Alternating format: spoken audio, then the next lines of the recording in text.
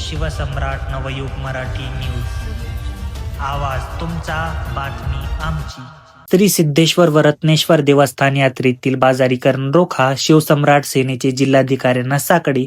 महाराष्ट्रातील सुप्रसिद्ध आणि लातूरचे ग्रामदैवत असलेल्या श्री सिद्धेश्वर व रत्नेश्वर देवस्थान यात्रेला 70-72 वर्षांचा दैदिप्यमान परंपरा लाभलेली आहे. गेल्या काही वर्षापासून या यात्रेचे स्वरूप बदलून त्याचे मोठ्या प्रमाणावर बाजारीकरण होत असल्याचा आरोप शिवसम्राट विद्यार्थी वाहतूक संघटनेच्या प्रदेश अध्यक्षा कावेरीताई विभूते व लातूर शहर पूर्व भाग कृती समितीच्या वतीने जिल्हाधिकाऱ्यांना विविध मागण्यांचे निवेदन देण्यात आले.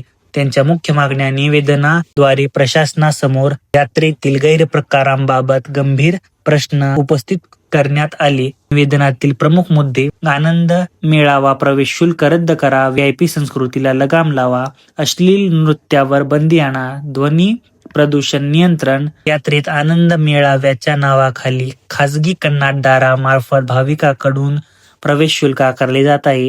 हे शुल्क तात्काळ रद्द करून सामान्य नागरिकांना मोफत प्रवेश मिळावा अशी मागणी करण्यात आली आहे.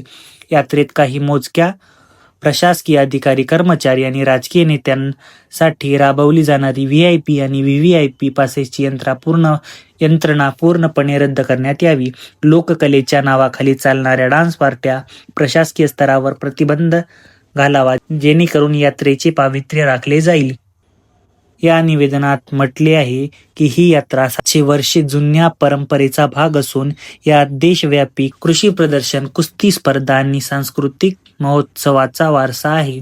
मात्र गेल्या 6 वर्षापासून खासगी कंत्राटदारामुळे यात्रेचे व्यापारीकरण झाले असून व्यावसायिकांकडून अवाढव्य भाडे वसूल केले जात आहे. यामुळे ही यात्रा सामान्य वारकरी आणि भाविकांपासून दुरावत चाललेली असून ती महागडी यात्रा म्हणून ओळखली जाऊ लागली आहे. यावेळी संस्थापक हनुमंत गोत्राळ पाटील, प्रदेशाध्यक्षा कावेरीताई विभूते, जिल्हाध्यक्ष दत्ता होळकर, सल्लागार निलेश करमोडी आणि संघटनेचे इतर पदाधिकारी उपस्थित असून प्रशासनाने या मागण्यांची दखल न घेतल्यास तीव्र आंदोलनाचा इशाराही यावेळी देण्यात आला. आजचे बातमीपत्र संपले. अशाच बातम्यांसाठी शिवसम्राट नवयुग मराठी न्यूजला सबस्क्राईब करा.